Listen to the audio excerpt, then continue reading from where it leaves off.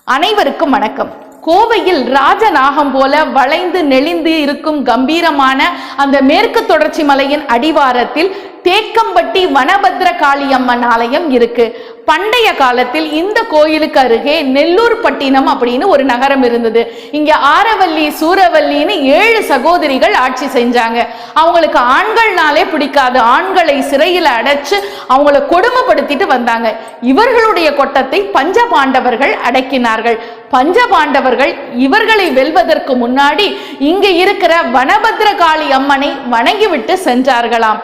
பீமன் பகாசுரன் என்கிற அரக்கனை வெல்வதற்கு முன்னாடி இங்க இருக்கிற வனபத்ர காளியினுடைய பாதத்தை வணங்கிவிட்டுத்தான் அந்த அசுரனை வென்றானாம். அப்படிப்பட்ட அந்த பகாசுரன் என்கிற அசுரனும் தன்னுடைய உயிர் கரைவதற்கு முன்னாடி அந்த காளி கிட்ட நான் உன்னுடைய சன்னதியிலேயே என்றைக்கும் குடிகொண்டிருக்க வேண்டும்னு கேட்டான். அதனால இன்னைக்கும் வனபத்ர காளி சன்னதிக்கு முன்னாடி பகாசுரன் குடிகொண்டிருப்பதை பார்க்கலாம்.